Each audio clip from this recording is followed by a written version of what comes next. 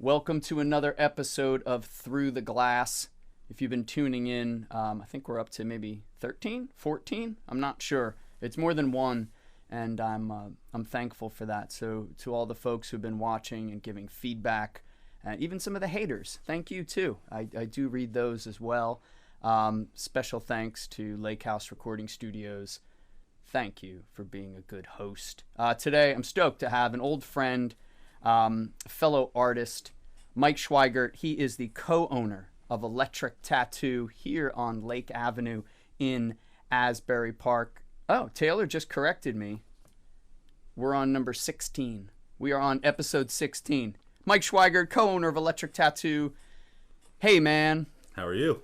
I'm doing well. Thank you for thanks for coming on the show. I've known you a long time, and not in like a, we hang out and chat and tell each other's problems too, but I just feel like as long as I've been around being creative, you've been around being creative. And I guess as we get older, and I have a lot of people fall off from being creative for a million different reasons. It just feels like there's a club of guys and gals, and it's cool, man. I'm happy to be in the club with you. I'm happy to be in the club with you. Cheers. Yeah, cheers. Let's do a toast to being in the club. Yeah. Salud. Salud. You asked about the whiskey. It is it's a Scotch whiskey. It's Jura. Mm-hmm. Maybe that's the region. I'm not 100% sure. My wife and I, we visited Scotland a couple years ago, and it was so beautiful. She wanted to go to visit the Isle of Skye.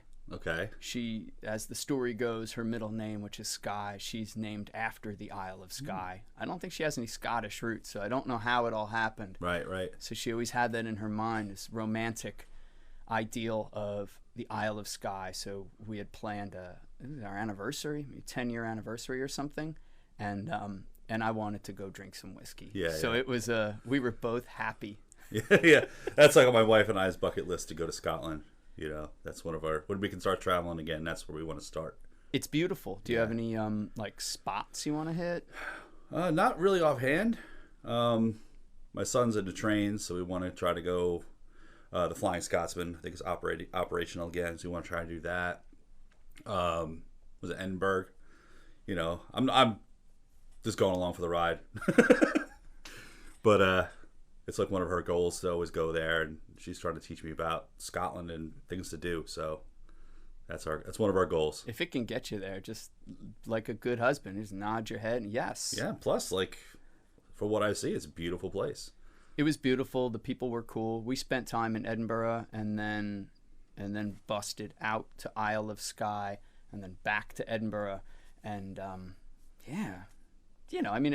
we were in a touristy area, so I guess they're used to being generally pleasant to people who look and sound like me. Yeah, they glad hand everybody. But it was still cool. It still felt like culture. Because I'm sure you've traveled, and there are some places where you're just like, oh man, this feels icky. Mm-hmm. But when you could touch real culture and have your own real experience, it's pretty cool. They were having the gigantic, I forget the name of it. James Dalton first turned me on to this festival. It's months long. The something festival. Oh, what is it called? Damn it. Well, whatever it is. All throughout parts of the country, especially in Edinburgh. Maybe it's just Edinburgh, but huge. I mean, every club, every restaurant, every street corner, everything for literally over a month. Music, theater, comedy, magic, just any performing art. Wow. It's everywhere. The city fully gives itself to the festival. And it was interesting because it's not like you get a ticket and you go to things. You don't even get a ticket to the club or the venue. You purchase for the performance. Mm-hmm. So I don't know how they run that. Well, they'll have imagine running a club just where you could just have them come in for one performer and then get them out unless they've paid for two. Mm-hmm. I don't know. But just to have that for a month, to do that every year for a month, that's insane to have that much. It's totally insane. And I was turned on to it before we went just by a few friends. James Dalton was one. Arlen Files was another. There were guys who went over there Like, it's a good gig if you can clear your schedule. And Taylor, you're so good. The Fringe Festival. She's amazing. Apparently, she's on top of it. And fixed a camera like moments before you got here. The Fringe Festival. It's very cool. You guys should check that out. Check out the Fringe Festival. And if you're an artist, any kind of performing artist, I don't know if it's easy or not to get a gig, but I knew guys who, they pack their schedules. So it's like you go for a week and you try and jam as many gigs, basically like a mini tour. Yeah. Things that we've done probably a bunch of times. How did you get into the arts? I mean, you're a tattoo artist, you're a musician. I remember you as both from back in the day. I'm sure you were playing guitar before you were sticking needles in people. Yeah, I mean, how did you get into everything? Honestly, through skateboarding as a teenager. Yeah. Just being exposed to that, and then that led to the music, of course, and then going to see shows, and then being like, I want to learn how to. I don't know if I ever learned how to play guitar, but maybe pick up a guitar, start a band, and then I always drew through childhood, and then went to art school in Savannah and started picking up tattooing then. So I probably started playing in bands around the time I was 15 and started tattooing when I was 18. That was my timeline, minus the tattooing. Started playing around here when I was 15. What bands, same with me, man. Skateboarding opens you up to like that culture, or maybe it was more of a subculture at the time. Yeah, definitely. What bands were doing their thing around here at that time? Do you remember? Around here, Underdog was probably the big local hardcore band. There was Good Humor. Good Humor. Yes. Something Else from Belmar. Public Disturbance. They were kind of like on their way out, on my way, as I was coming in, they were breaking up and reforming into another band. I think it was called Tottengeist.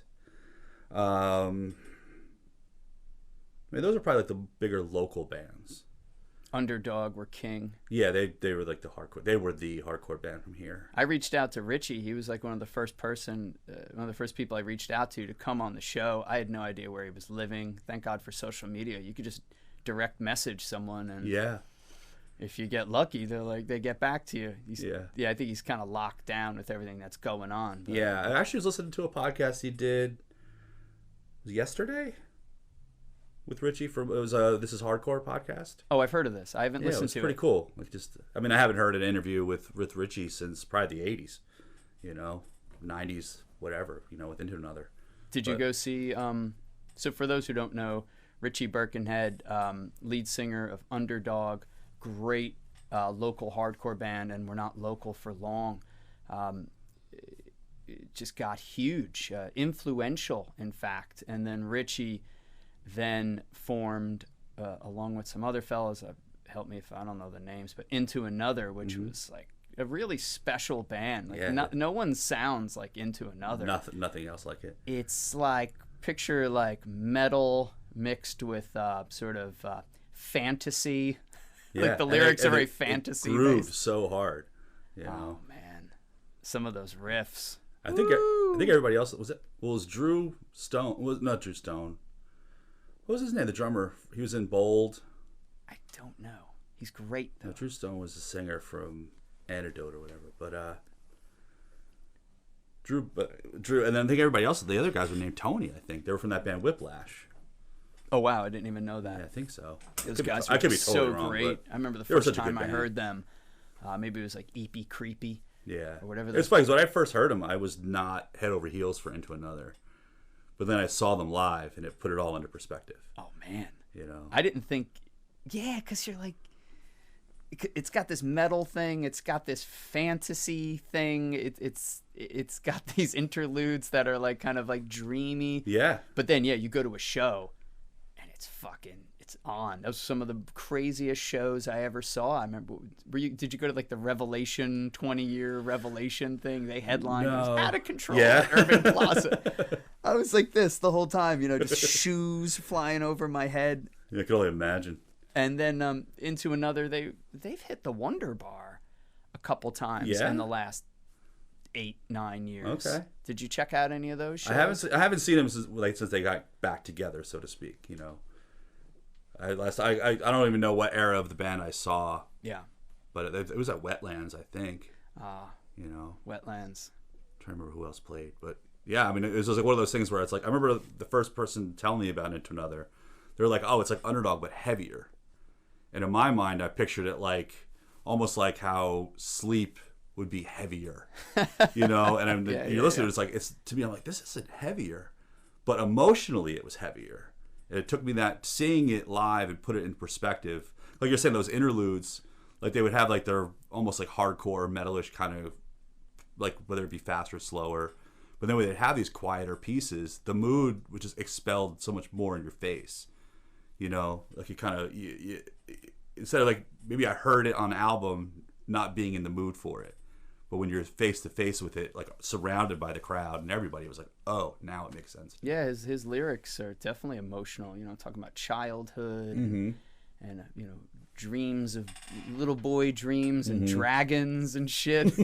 And it's like you kind of feel like you're a little kid, and then you get like this fucking breakdown that you just want to lose your mind to, and you're like, yeah, they had it all going on. Shout out to Into Another, Richie, Underdog, all those guys. Richie, I hope you come on the show at some point. What clubs were you playing when you started gigging at 15? I assume we're like the same age. Well, when we first started playing, you couldn't play clubs. And there really was like, I mean, there was the High Tide Cafe, which was the Fast Lanes. It was all matinee shows, right? Yeah, of course. Sandy's Arcade, but I didn't play those places back then. You know, we mostly played like hall shows, basements, and backyards. Up until my first band was called Crucial Fun, and we played the Brighton Bar in like '87. And we were allowed to go in and play and leave because we're underage. And I remember there was like the stage door. You probably played the Brighton a million times too. There was like that door you would go out. Yeah. The doorknob was missing. And there was probably like 30 or 40 underage kids just like peeping through that hole watching us play to like 21 and over people inside. They couldn't figure it out back then. How to have they didn't do all ages show. at a bar, you know. Did it start with the matinees at the Pony with Jacko? Was that sort of the beginning of the I think so. The all ages things, or was the cafe bar all ages too? Cafe bar was all ages because the bar wasn't in the room.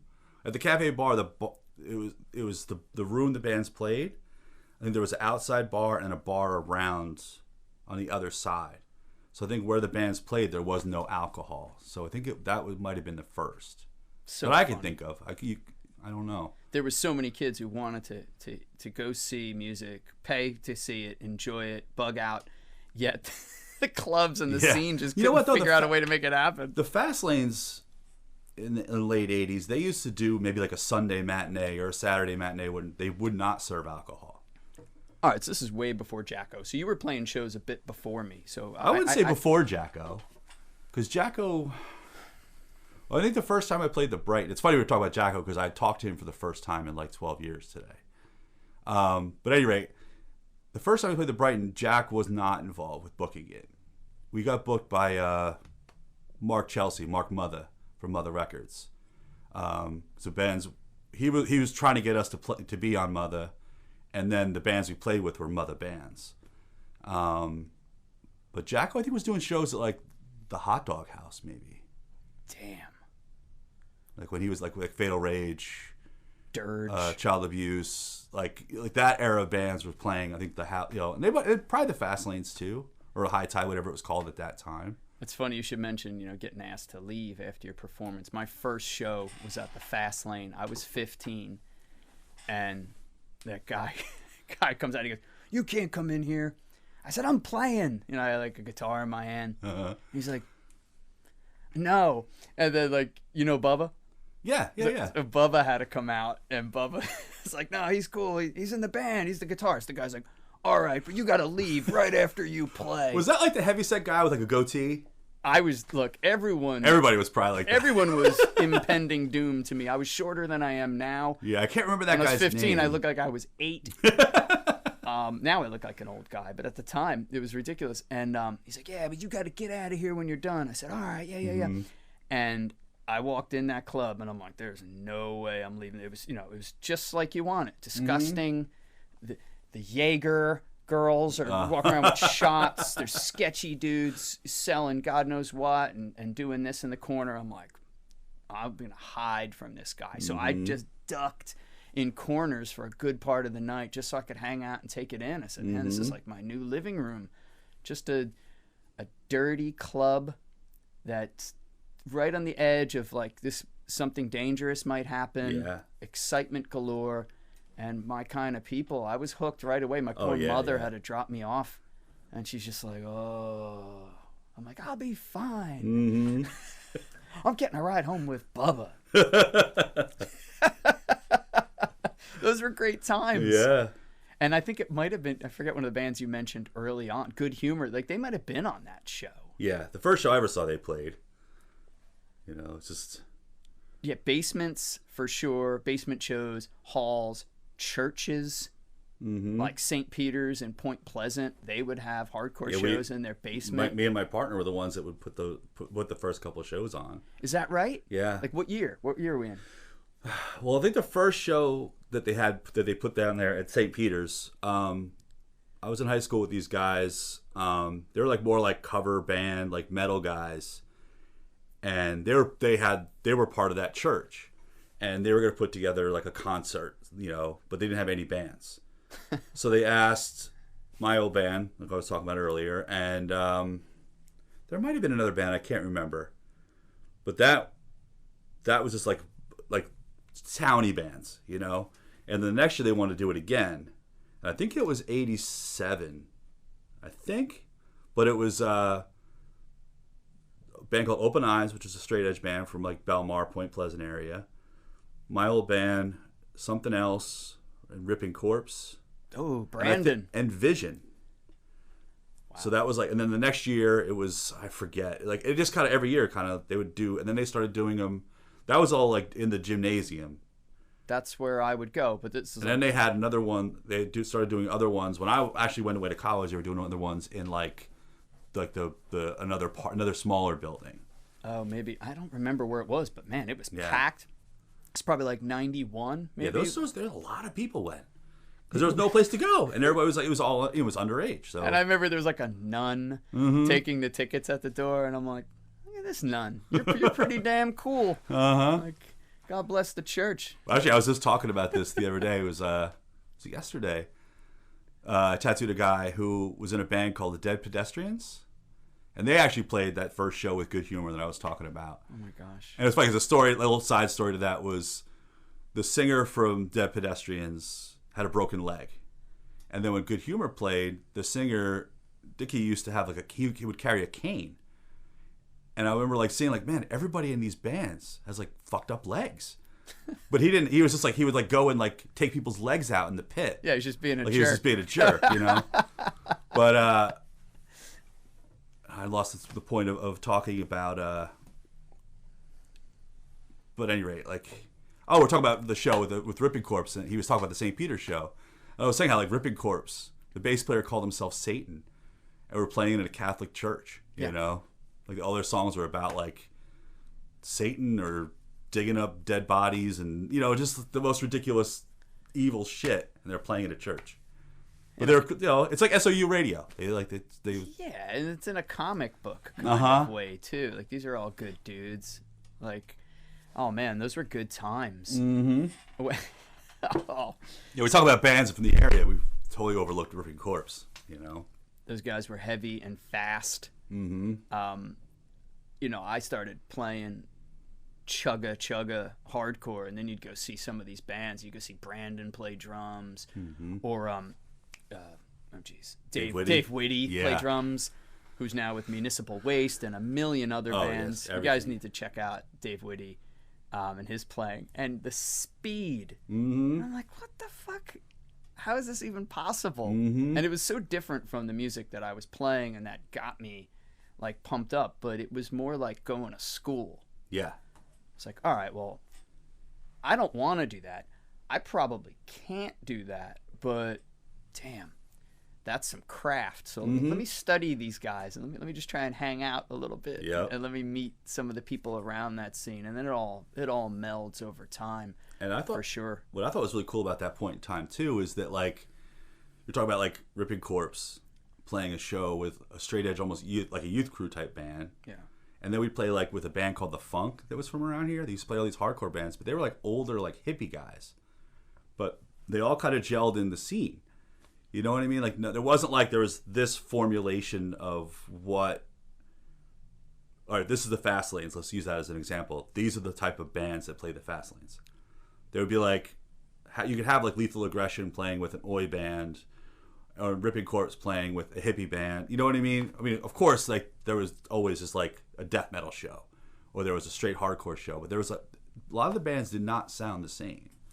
Yeah, I think a lot of people, smartly, promoters too, just knew that people just wanted to hang out and have a good time. I never was looking.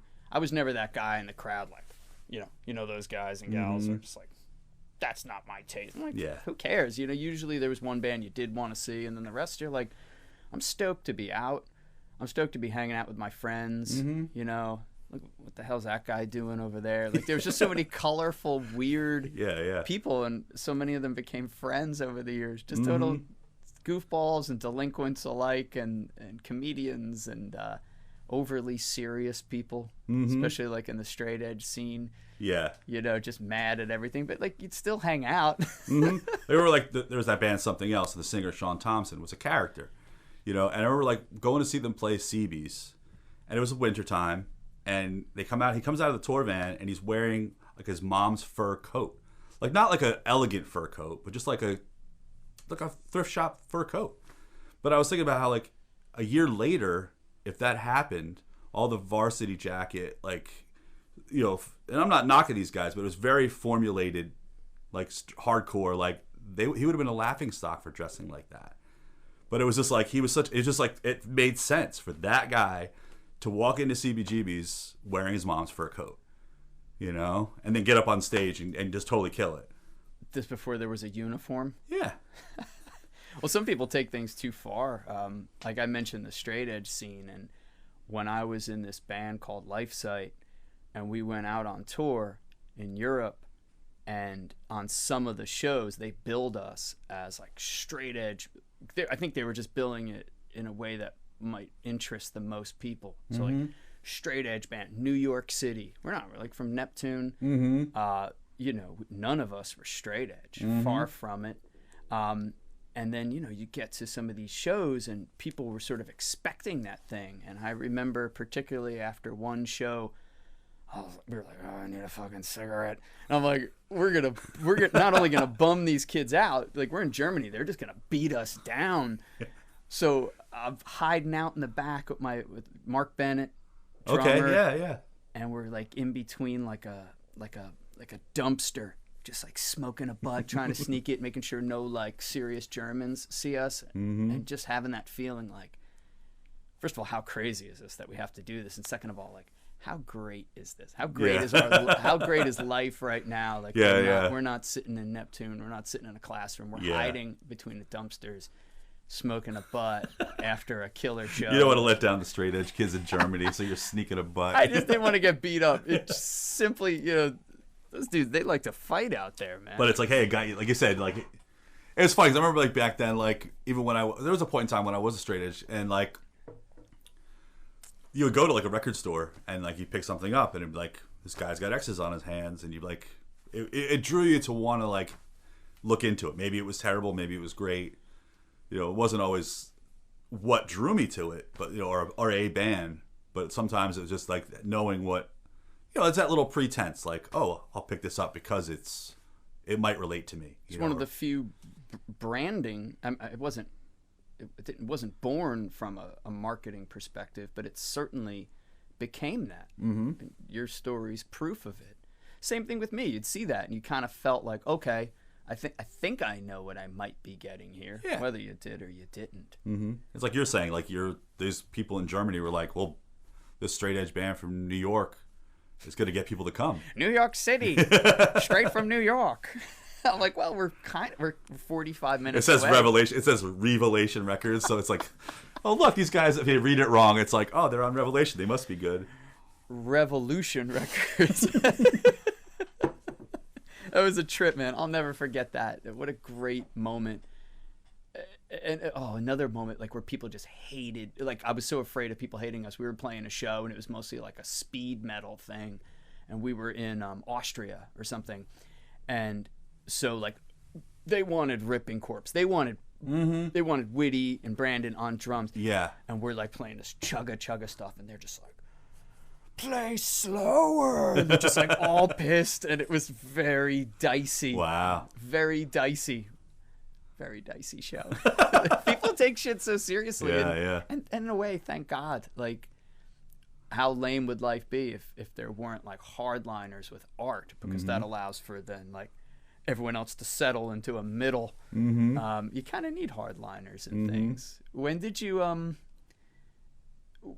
what drew you to tattooing? So I know like skateboarding was birth of music, and obviously tattooing falls right into that. But how do you get into it from a creative perspective? Art school? I was going to art school, and then honestly, it was like before I was even really technically I was in the city, but I had not started art school. I went and got my first tattoo, and the guy knew because I didn't have a Southern accent, so I wasn't on a local to Savannah, Georgia. I wasn't a military guy. He could tell, so he just figured out that I was an art student, and he needed somebody to help him like design tattoos. Because this is late 80s where like majority of people just went in and picked it. I'll get that one. But people were starting to come in and be like, could you draw me a fill in the blank? So that's interesting. So to pause that's interesting. So prior to that time, that's when you saw the shift from here are the popular designs, the anchor, the heart. A lot of times it was still those images, but it was just a matter of like, I mean, a lot of tattooers way back then, they weren't illustrators. They didn't draw.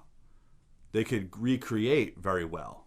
You know, like they would buy or trade designs amongst each other. And then people typically Marines would get bulldogs and eagles, and Navy would get anchors and ships. And you know what I mean? It was, bikers would get, you know, the Harley shield or whatever. It was there was stock images for most of this.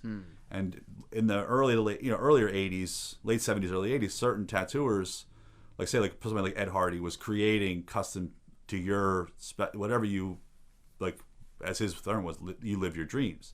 But it's, you know how things take. It always takes a few years for the rest of the world to pick up on that kind of thing. So people were starting to come in and want, even if it was like, I want this anchor, but I want a snake wrapped around it, or I remember I had to draw Axl Rose's tattoos because Guns N' Roses was big, and somebody wanted the same tattoo as what was on the album cover. So I would, that's interesting. But he was a really good tattoo artist. He can create the flash that he had in his shop, but he couldn't sit down and draw something for you. So that's where he saw me, is that I need a kid, like this is the kid I might need. He needs some new flashes. So I would draw like one-off stuff, and if more than one person would ask for that, like say if it was, you know, whatever the image would be, skull and rose, you know, this certain design, if more than two people asked for it, it would end up on the wall. You know what I mean? But more or less I would draw, like if you came in and asked for something, I would draw it for you. And then I'd help him around the shop, and he eventually he taught me how to tattoo. What were some of the popular images that you were drawing that weren't on the wall prior? What was like the shift you started seeing in South Carolina, you said? It was Georgia, Savannah, Georgia. I'm sorry. I mean, honestly, Georgia. A lot of times I would draw like just small women. More women were getting tattooed at the time too, so I was drawing a lot of small things that like with a little flower with scrolls, or I remember one guy wanted the Metallica logo, you know, like or something like, you know, like it wasn't like there was one specific thing, but I remember drawing a lot of little tattoos for people. You know, men and women, but like a lot of times there was little feminine designs for people. Because prior to that, he would just have women like, coming in. Yeah, they weren't really looking for it. He was mostly tattooing military, to be honest with you. Is there a base down there? Yeah, there was Well, South Carolina was outlawed at the time, so you had a Marine, well, Paris Island, which is a Marine boot camp, but you would tattoo like the people who like the drill instructors and people who worked there, and then you had Charleston in South Carolina was a big Navy base, and then you had Fort Stewart, which was a big like artillery training base. We had 3 big bases there. So he had a good steady clientele. Yeah, so you would have like the 1st and the 15th were your busy weekends. You know, a payday weekend, and you'd have dead time between. What made you go down to Georgia? The art school. This the art Savannah College of Art and Design there. You had your eye on that school in particular. That plus the fact that I was not a good student in school, so my SAT and my grades were not really good, and they didn't really look at that stuff too hard. I had the same experience. My choices felt limited based on budget and my grades. Yeah. I'm like, oh, well, there's 2 colleges I can go to. But in a way, it made it easier to choose. Yeah, and quite frankly, once I found working in the tattoo shop, once I knew that's what I wanted to do, I became even worse of a student in art school. And honestly, like when my professors noticed that I was gearing or leaning towards tattooing, they would say to me like, well, why don't you incorporate your tattoo art into your projects and what you're doing here, and like whether it be figure drawing or oil painting class. But in tattooing, it's black. For one, there's the use of black, and then there's outlines. And then in the art world, you don't use black. You don't use outlines. So I would do that and then fail. You know, the teacher's like, oh, you did it all wrong. I'm like, well, you're the one that suggested I do this, and this is what, because it's not like today where everybody kind of has a concept of what tattoo art is, or what, people like grandmothers will tell me about doing about black and gray tattoos. Back then it was just like tattoos were tattoos. And then we didn't know. It wasn't a household conversation, So it sounds like it was kind of destiny. Like heading to Georgia, going to get your first tattoo. There's this guy who's like, I could use a kid like you, who can draw, and you just right away you started working, and then started pissing away college. Mm-hmm. But I think at that point the college had already probably paid for itself spiritually and in the universe. Yeah, I mean, like I have my friend Scott Sterling. He's an older tattooer. He's not that old. He'd hate me saying that, but he has the tattooing finds you. Like you don't find tattooing; it finds you. Like if you're really supposed to be in it, you'll find your way. It'll find you. It'll bring you to it.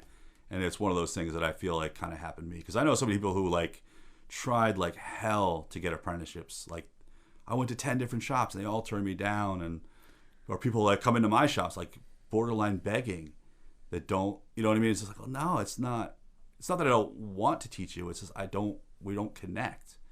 I see that here all the time. I'm sure. Yeah, we probably get the same amount of internship and apprenticeship calls each month, particularly certain times of the year, and it's tough. I try and talk to everybody. Yeah. And I got lucky. I walked in the first shop, first tattoo shop I ever went into. He offered me an apprenticeship. I didn't take it right then and there. I waited a few weeks. Why not? Like if I remember how he said it to me, he was like, "Do you ever think about doing tattoos?" And I was like, "I've never seen one done until I'm looking at it right here, you know." And he's like, he kind of explained how people are asking me for drawings. I could use somebody here to help me out. If you think about it, and if you want it, come back with some drawings. And that's what I did. Like maybe 3 or 4 weeks later, partially, excuse me, because my mom was saying like, "Listen, your tuition's, we paid for your tuition, your housing's, and you have food, but you need living expenses. Like you need to kind of get a job." So I was like, well, that guy over there. So that's what made me go back, to be honest with you.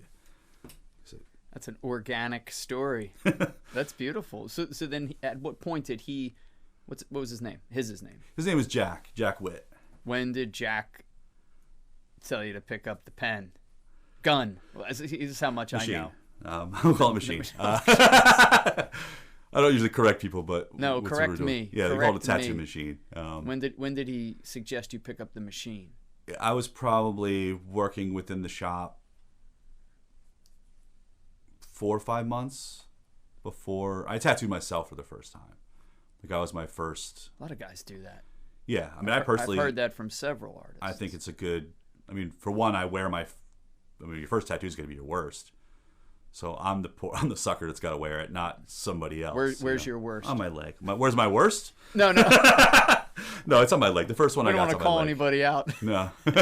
Your worst. Yeah, it's on my leg, inside my calf.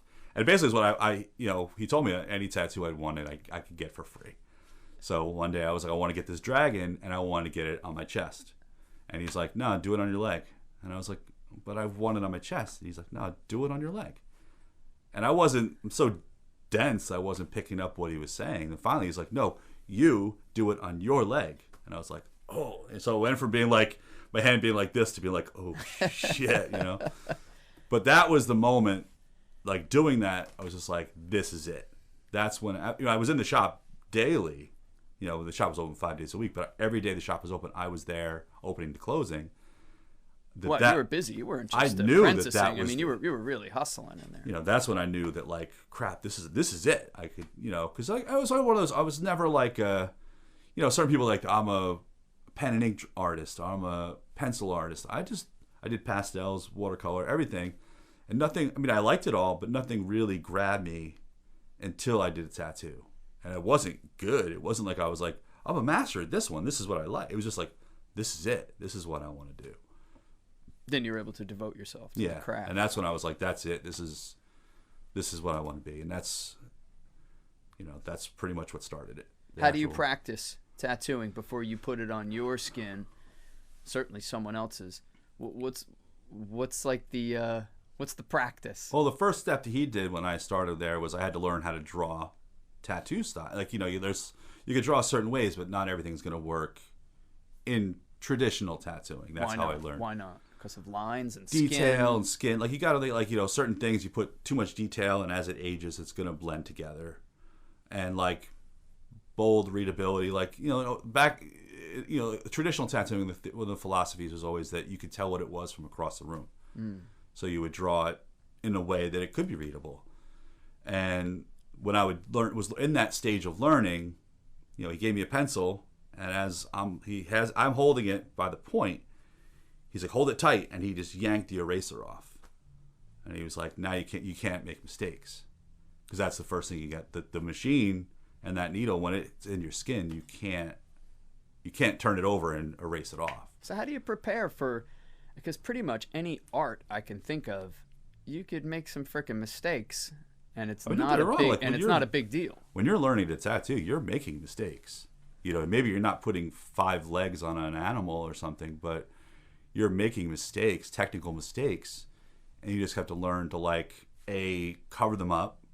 Yeah. I'm not saying do a physical cover up of okay, well, I got to go back. That line was too light. I got to go back and make it fill it in, or it's just that was shaky. And then you've learned, your hand gets the flow. It's just like learning anything else, like learning how to play guitar or play drums. It's all right, my bass drum foot, my kick foot just totally off, but you learn how to, you get the pattern, you get the flow and rhythm. It's just like anything else. What were some of the early pieces, or even later pieces that you did that particularly stood out to you, or felt like the next step of being a tattoo artist? There's been so many over the years. I mean, it's my 33rd year or something like that doing it. So I remember a certain point, like in the early 90s, you probably remember, it was almost like biomechanical, and that kind of style was kind of popular. Yes. I remember at a certain point in time doing one of those style of pieces and just being I hit a next level technically. I remember there's been so many over the years where it's there's a little whether it's a technical epiphany or artistically, or just connection with a client, or you get to complete my one friend Swank, I'm working on his bodysuit. From 2001 until now, we're still working on his full body. Tell people about bodysuits and bodysuits how that came to be and what that really involves. I mean, there's so many different incarnations of it, but it stems from Japanese culture, where it's full body, wrist, the whole, almost one theme. You know, in American, like traditional American, you know, tattooing, it's more like you might have that still that layout, but it's like, you know, like your back piece might be one large piece, but then it's a handful or more images and then tied together, whether it's background or clouds or stars or whatever. That's what a bodysuit is, when your whole body is completely covered in tattoos. And it's a theme. Yes. What are some of the popular themes, or how did the themes grow? You said Japanese. Like a Japanese culture, it's all based on like on mythology. Okay. You know, I'm not overly well versed in Japanese mythology, so I'm not going to go too deep in that. I'd rather let somebody who knows that much more. I'm more of a Western tattooer, you know. But like say, like an American traditional tattooing, like you have the whole back piece, like a Rock of Ages, where it's, you know, the woman on the cross, you know, the ship sank and she got saved by this mythical cross coming out of the water, you know, or like, you know, a full, you know, eagle or whatever, you know, that's like a chest eagle, you know, there's certain images that kind of sit in a way almost in certain parts of the body, you know, in our culture, or traditional tattoo culture, I should say. How long does it take? What's an average time frame if someone wants to come in and get their entire body done, a bodysuit? Years. What type of years? Yeah, I mean, how long are you sitting? Like I said, like my friend Swank. I mean, 2001 we started his one arm. You know, then the next year we did his other arm. You know, then we brought it onto his chest, then down his ribs. You know, then down the back, and then now, you know, down the thighs, onto the legs. You know, so you're 20 years in. Yeah, yeah. How far along is it? We're almost there. Oh my God. Yeah. We got like backs of the thighs left, and that's it. I mean, there's time. You do take times off because it's like, you know, it's like a very painful hobby, you know, and it's, you know, after a while you're like, oh, I just spent the whole year every month getting 4 hours of tattooing.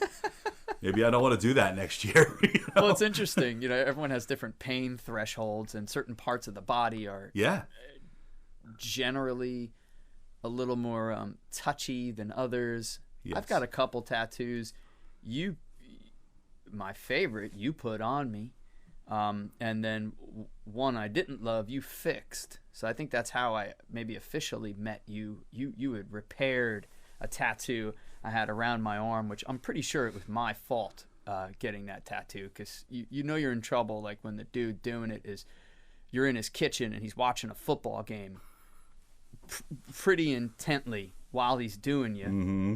And I was like nervous, partially because of some of the sting, but also like, oh, my mother's gonna kill me. Oh yeah. So I was probably moving like this. So it was probably it was everybody's fault.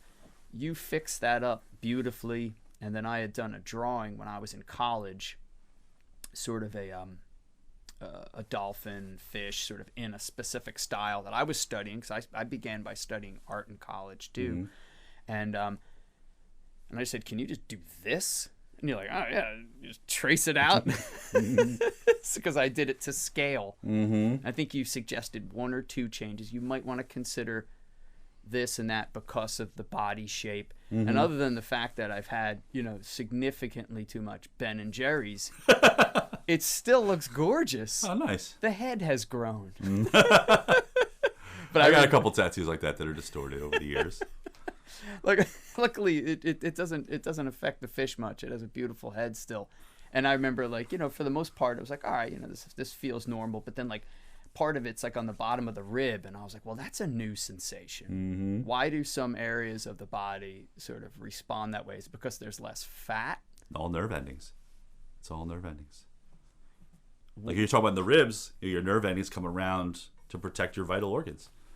So that's why it's going to hurt more, because it's like your liver, your lungs are all, your heart are all in here. So it's going to hurt.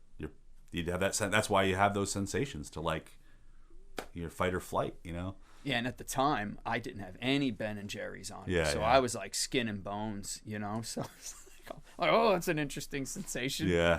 What areas of the body do you see people try and act the toughest with, but clearly are having the most discomfort with? Are there like some classic spots that you have to, like, obviously if it's someone who's not a seasoned a client of yours, that you have to prep them? Like you're saying, the ribs, like, you know, like I always say the abdomen's always the worst to deal with.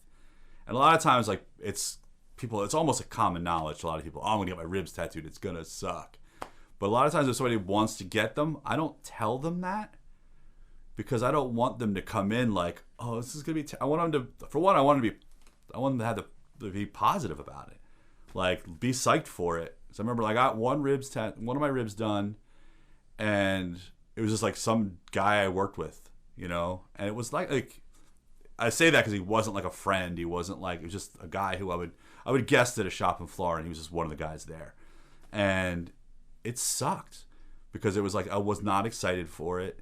He wasn't excited for it. You know, he'd rather take cigarette breaks, have pizza, drink a couple beers. Maybe it was the guy that I went to. Maybe. Let's not name any names. Nope. Might have been the same guy. But then I got my other side done by Ed Hardy, who was like a renowned tattooer. I was so excited to get it. I barely felt it because I was really excited for it. And really, you know what I mean? Yeah. So I don't tell people like, oh, this is going to be the worst you're ever going to deal with, because, and now I'm saying it on this podcast, so now they all know. But like, you know what I'm saying? Like, I'd rather just, it might be perfectly fine for you because everybody's different. You know, sometimes you'll tattoo somebody like for me, like the center of my chest was not that painful, but the sides were terrible. When a lot of people, it's the other way around. So everybody's a little bit different. So I try not to like set people up for the misery, you know? I remember my boy, you know, Ryan Herbison. Yeah. Shout out to Ryan. I don't think I've mentioned him on this show yet. Ryan, I love you. You're like one of my oldest friends. You're always there creatively when I need you, pressuring you to stay creative. I remember when you got your collarbone done. Yeah. By this guy. And he was sweating like a motherfucker. I'm trying to remember what I did on his collar. I remember doing the tree on his arm. That's a beautiful one. I think he just got like these, I don't know, is it like... Was it kind of graphic? I'm going to fuck this up, but it's almost like horns in a way. Like just these sort of thin, bold-edged... I don't know what the term is. I don't want to mess it up. Ryan, let me know how Remind I'm us. butchering this. And shout out to Ryan. Great drummer from his day as well. Yeah, He used to play a lot of drums, man. Ryan played with all sorts of guys. And then as a percussionist, I dig him out of retirement every 18 months. Yeah. Because I love Ryan, but he's like he needs to be playing more music. Yeah. So I know I bug him a lot, but I'm also like forcing him to get his ass on his kit or grabbing a conga or something. I'm always pressuring him. Yeah. or if I'm working on doing the same thing to somebody, trying to get them out of their drumming retirement. That's our job. I think like as club members, as we discussed earlier on, if you see someone who might be falling out of the club, like, you can't fall out of the club. There's so few of us. Like, get your fucking ass back. Like this dude, like he's still playing drums, but he kind of swore off playing like in any kind of band or musical unit ever again, so to speak. So I'm trying to get him back out of doing that. All right. Whoever you are, and if you're listening, you know you're not having fun playing drums by yourself. So stop it and answer Mike's call and get in a basement and make some noise. Hopefully next week it's going to happen. I'm supposed to start next time. Drums are, I mean, it's one of the coolest instruments ever, but it's also one of the lamest to play by yourself. Yeah. I practice by myself. I'll just put on a metronome in my ear or put on a pattern in my ear just to play to it, just so I stay right above suck level. But it's not fun. It's more just feels like exercise. Feels like meditation. I mean, to be frankly, I feel that way about playing guitar. I prefer. I mean, I like playing. I play every day, but like if I have a drummer, I immediately get that much more creative. Like if I pick up a guitar, I tend to like strum the same chords or pick the same way, same pattern. Sometimes something different will come out, and I have like a phone full of voice memos of things that came out a little bit different, you know. But like when I have a drummer, like how do you want to play this? You know, I'll start something and then he'll play the rhythm and be like, okay, however I'm picking it is throw that out the window, and I'm going like I prefer to play with a drummer. Drummers like having a big heavy anchor too. It's like you know where the one is. Yeah. It just adds a little oomph. And if you have a creative drummer like who this guy is, you know, it's like we have jammed a few times, but it was pre-pandemic. Is he the one who canceled on you tonight? No. But we talked about him earlier. I don't want to talk too deep about it because I don't want to this may never happen. So I'm not trying to something might come out of it. So no, let's just do it like this. Yeah. But pre-pandemic, we jammed a few times, and we're trying to start just honestly just a recording project, not anything beyond that. Just let's come up. I have these ideas for songs. He's made them his style of drumming. They've gotten better and more interesting. Cool. And then if we keep it, we can formulate them and finalize them, record them, thoughts complete, move forward. Love that. That's sort of been my mantra lately. Get ideas out, record them, move on to the next thing. We're social animals, so nothing beats collaboration. I mean, unless you're instinctively a loner or maybe have some form of mental illness, for the most part, you want to be collaborating with people to make things better. Yeah. I think it's a natural instinct for most people. It's the best, and that's been one of the biggest drags. Yeah, and I guess the last year or so. Yeah, and it's funny because prior to this whole COVID thing, that was kind of I have a band I play in, and we're probably the most laziest band in the world, and we produce, we make music, but we don't do it. Anything I think we recorded a demo in 2013 and never mixed it or anything. You know what I mean? We're just kind of we're friends from some of us from high school and some of us shortly after high school. We all got families and business, and it's this is what we do to fulfill that creative need. But it also there's other styles of music that I have ideas for. That I'm man, I'm just gonna try to do. I never did I don't want to do a solo project per se, but I have ideas that I like to try to make a complete thought about it and maybe just have somebody play drums. Hopefully have somebody sing on it because I don't want anybody want to have to listen to me try to sing. I can't imagine you singing. No, but you know what I'm saying. But then this kind of came about, and it's now I can't. If you're not in my immediate circle, I'm not going to see you, or I'm not going to be able to play music. So it's kind of I have all these little thoughts that are right now. It kind of sucks because I have all these incomplete thoughts that I want to try to finish. That's what the voice memo app is for. Oh yeah, on phones. I have hundreds. When I think of your playing and I think of you playing guitar, I think of back in the day. I think of Lord Sterling. And I think of your orange amp, and I could picture you kind of playing. What other styles are you interested in when you mention wanting to branch out?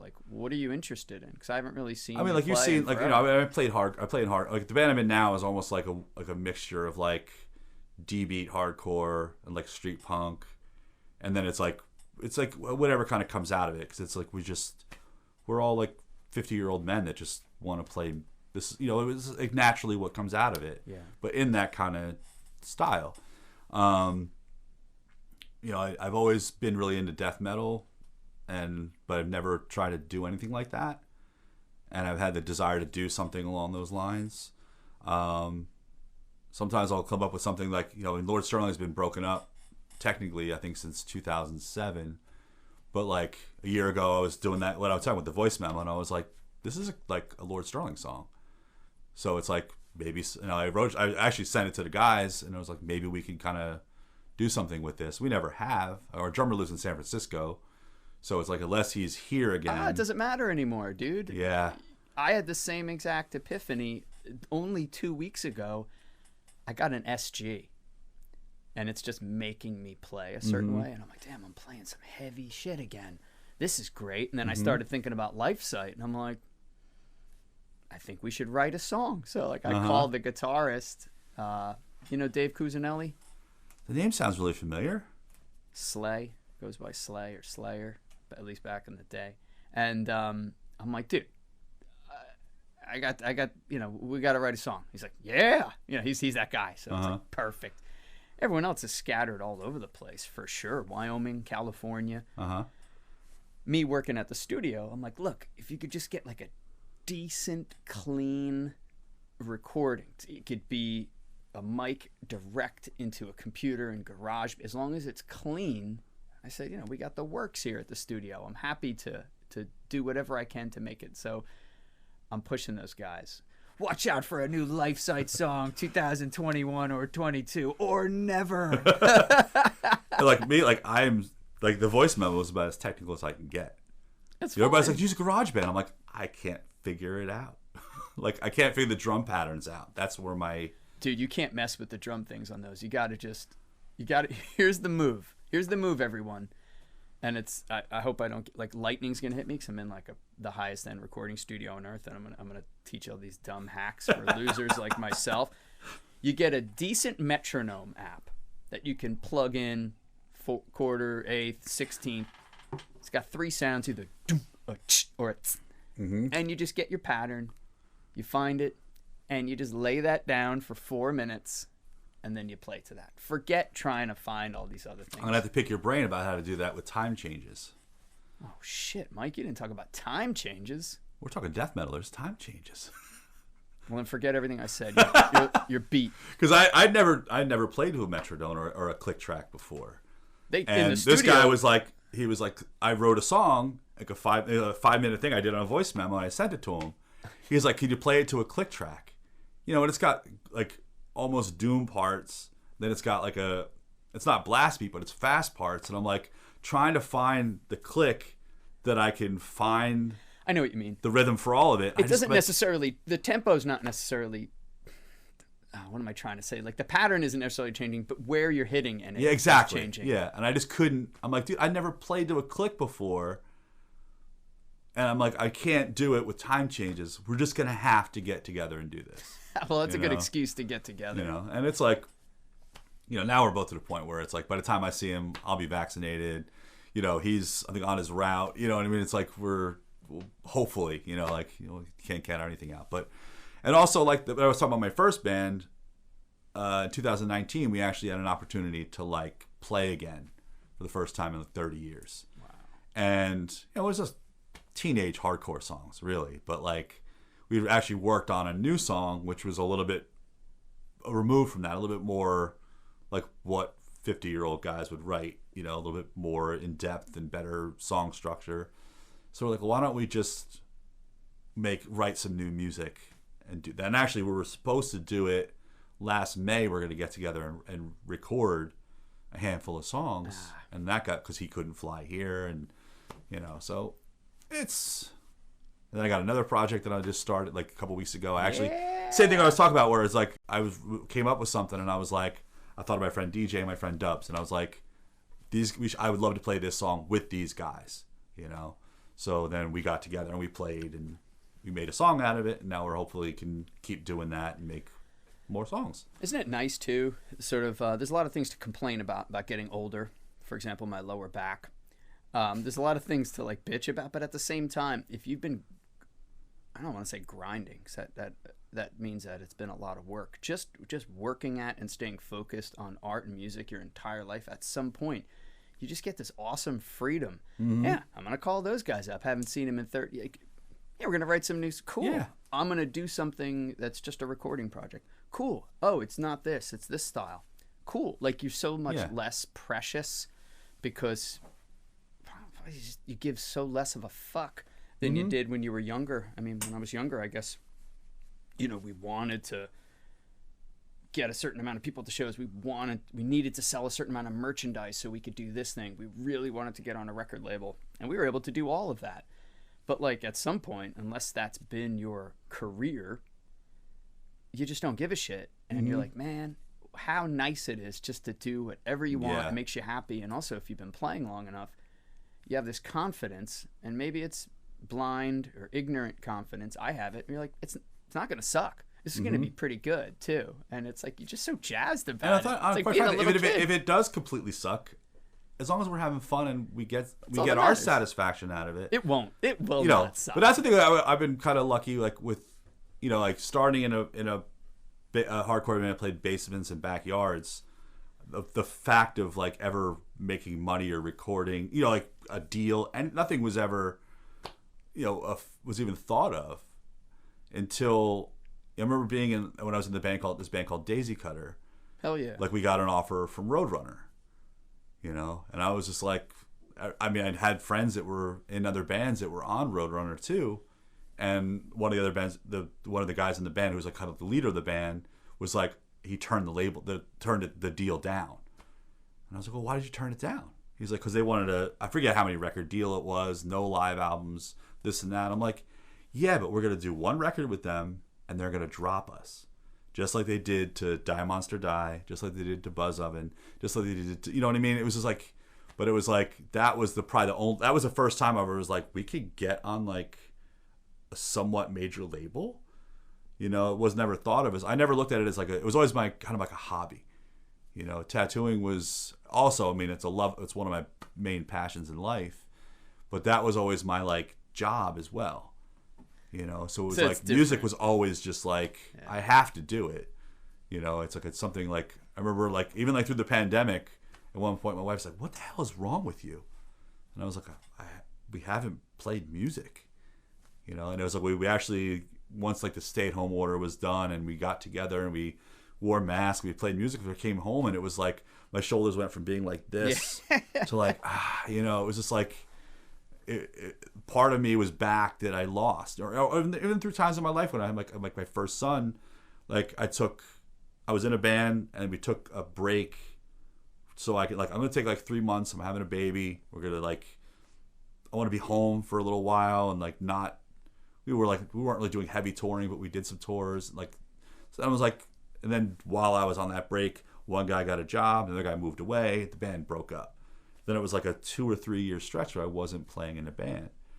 And it was like, what's missing? Something's missing. Because you didn't think, like another great thing came into my life that like, it fulfilled, but it was like something I was, I'm sure you experienced that too. 100%. Where you're just like, this is awesome, but what, oh yeah. And then I was asked to be a part of like we do a one-off cover set of all like old New York hardcore songs, and it was like, it was a lot of fun. It wasn't creative, so to speak, but it was kind of like, I should be playing music again, and then starting another band. Does your that's awesome that your wife sort of recognized that, and I mean that's a reason people are meant to be together. They sort of not only accept each other for who they are, but they're able to sort of call you out sometimes. My wife's good like that too. If I slip a little creatively, she's like, what are you gonna do with that tune? Or why aren't you? She kind of gives me a little shot, which is nice. Does your wife, is she musical at all? She's really into music. She doesn't play an instrument. She doesn't sing per se. I mean, she doesn't turn you into a karaoke machine like my wife does. No. She forces me down in the basement. I have to set her up with the microphone, get just the right reverb. That's great. And then she goes through the song list, and I just got to play them. Yeah. I'm half joking that she makes me do it. It's a pleasure, but sometimes she's like, let's play some music tonight. And That's I'm great. Like, shit. Yeah. I gotta get on my. All right, gotta make sure I got Dock of the Bay down pat. Can't fuck up that one funky B chord. Don't do it. A couple of, she likes a lot of classics. Ohio. She likes that song. All sorts of whatever she picks in the book. I just have to be on point. And great. My eyesight's starting to go, so I can't even like cheat and look over the shoulder because I have this big book because I used to play a lot of like pub shows and breweries and stuff. So you got to, you're up there for 3-4 hours. Like, can you read music? No, I would just print out the lyrics and write my own language on it. Oh, okay. And I still read that language, but now I can't see that language. So I got to get to an eye doctor. Oh, I got my readers over there. I might have to steal your readers on the way out. I got to get vaccinated, then I'm going to get my ass. First thing I got to do is see an eye doctor so I can look over my wife's shoulder and play the correct chords. To the House of the Rising Sun or something. When did you make the leap into owning your own tattoo shops? Because many of us work. I work in the most gorgeous recording studio on planet Earth. This place is massively impressive. So it was sweet to get to tour you through. Yeah, there. that was great. I didn't realize.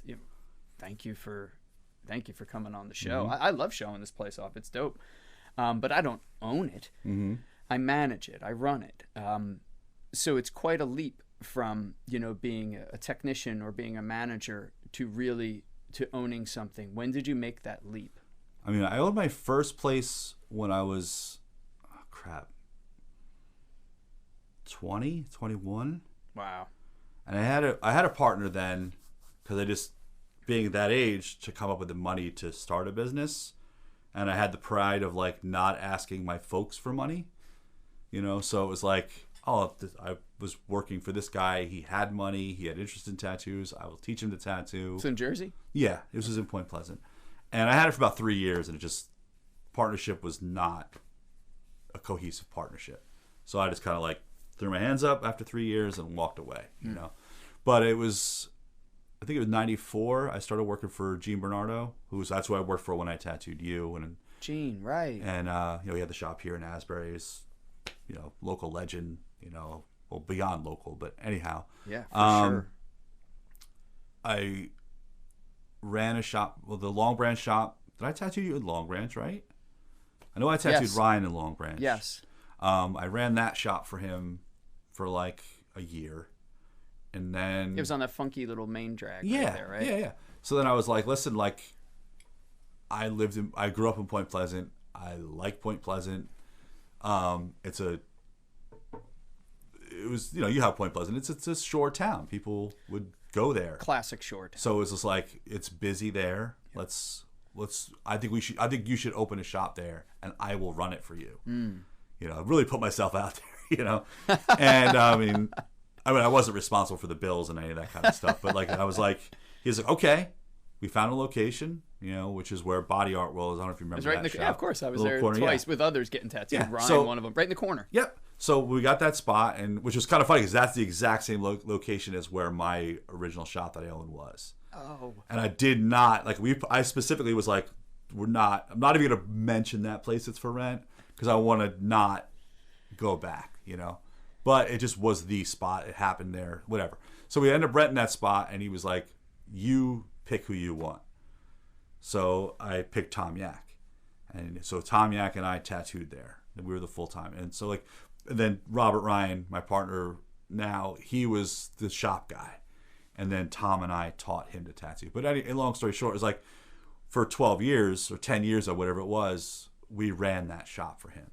So we kind of learned how to run the business through that. Like what you're managing here.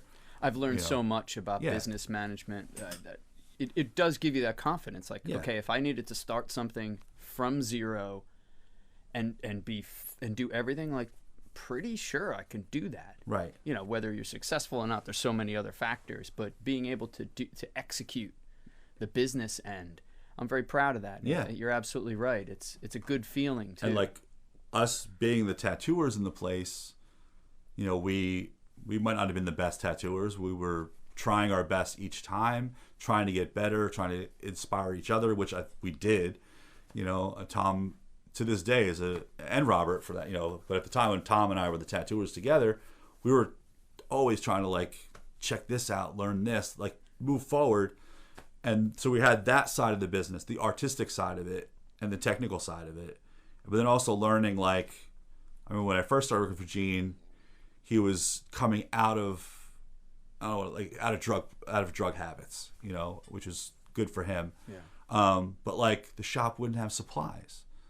I'd be like, hey, I call it the end of the night, like, hey, this is how much we made today. I'm going to drop it where we would hide the money in the shop, so to speak. But I need paper towels, I need razors, I need this stuff. No problem. And the next day there wouldn't be any. Yeah. And I'd be like, he'd take all the money and there'd be nothing. So like you learn like, okay, we need not just like what we need for the day. We need more, like a stockpile. Like we need to find this. You learn the sources as to where to get this stuff, how to make it. Especially back then, you made a lot of your own equipment. So you kind of like you're learning. And then also, like I said, we weren't really responsible for the bills, but as a person, I'm responsible with bills, and so you kind of like, okay, well now I pay my rent at my house, I pay my electric bill at the house, and I got to do that here, Yeah. And and just learning how to handle, like, somebody comes in and, like, you did a nice tattoo on them, but they're not satisfied. Like, you gotta, like, listen, man, this is what you asked for. This is what, like, you kind of, I don't want to say talk them off the edge, but you know what I mean? Like, you learn how to, like, the business side of it, like pleasing people, having a satisfied customer. And, like, it's something, like, when I first started learning to tattoo, you didn't really care if the customer was satisfied.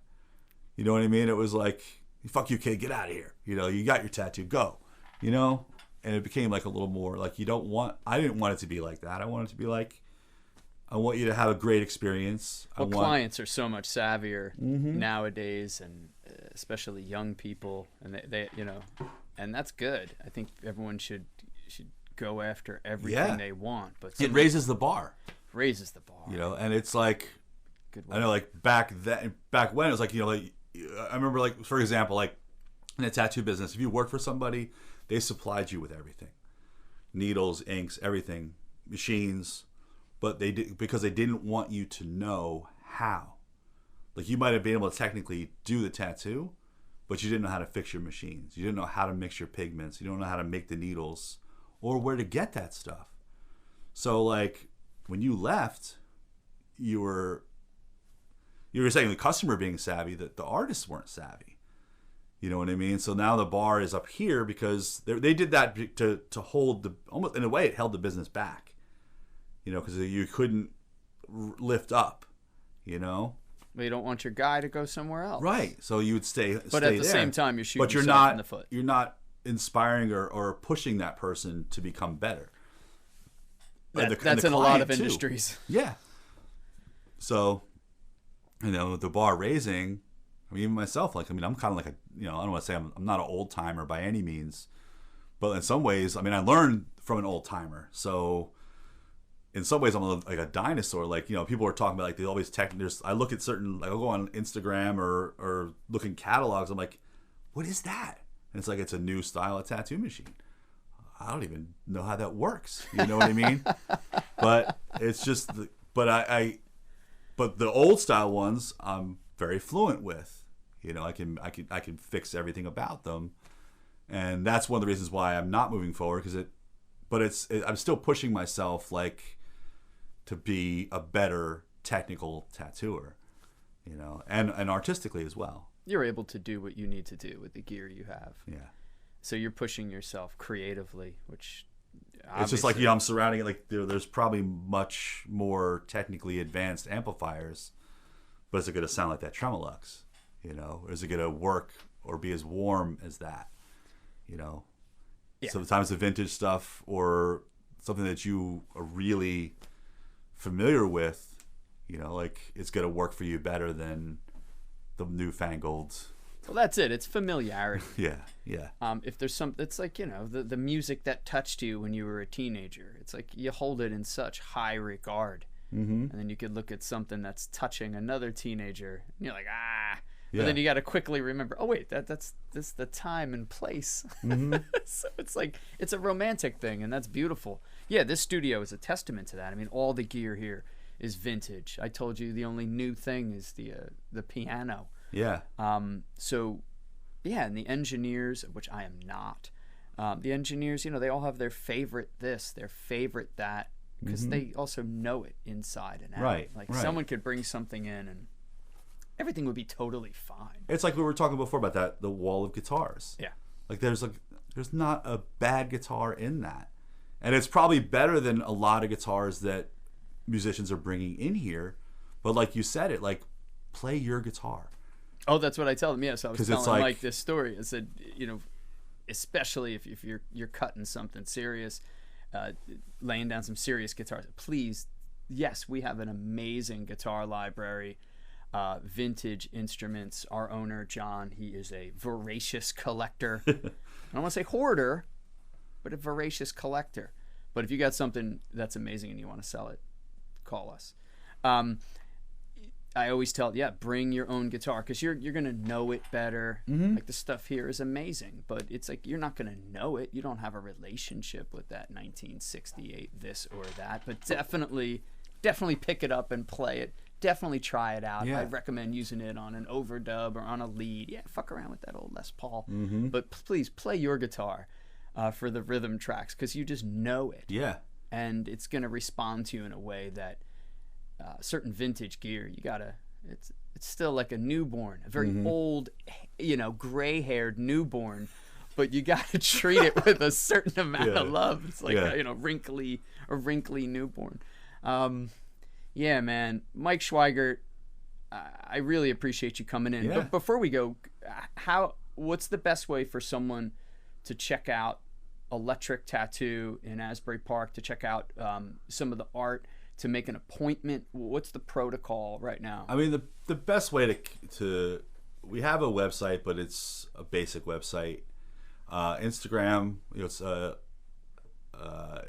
Electric Tattoo NJ is the shop's Instagram, and everybody's work is on there, and we're all tagged individually, so then it leads you to each artist individual. Right now, there's no walk-ins because of COVID, so it's all by appointment. You could call or email the shop.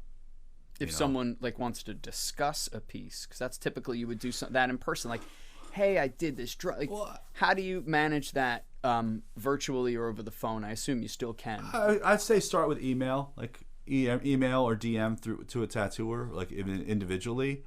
You're going through the shop. You're going to go through. We have a shop counter help, so they pretty much handle our emails to the shop.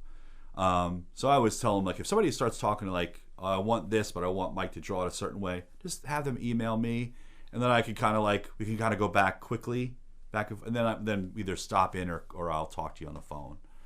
But we still do consultations in person, but let's get the basics to see maybe certain things I'm not the guy for you. You know what I mean? Certain styles I'm you should talk to this person instead. So but I still like the face to face. That's what's tough, because with tattooing, I feel it's such I want people. I mean, I love my shop. And I want people to come in and they might walk in and be like, "This isn't my shop," or they might be like, "Yeah, this is the fucking place." And that's what it takes. To me, that's what it takes. It's a face to face, person to person business, and that's what's tough with COVID. But it's still if I set people to come in when the shop is not. We're never packed at this point. There's never more than 12 people in that business at one time. But it's all right, come in at this time. There'll be nobody there. We could sit down and we could talk about your tattoo. That sounds smart. Well, yeah, I mean, you have a beautiful shop, Electric Tattoo. If you haven't checked it out, check out their website, check out their social media, make an appointment. And really what makes a shop comfortable is really the artists that are in there. And I could personally attest to Mike's vibe. It's top notch. He's just a good guy. I like you, man. I've always liked you, and you do good work too. Thank you, Mike. So thanks for coming on the show. Yeah, thanks for asking me. Yeah, I'll chat with you soon, brother. Cool, man. You too. That's our show. Thank you very much. Goodbye.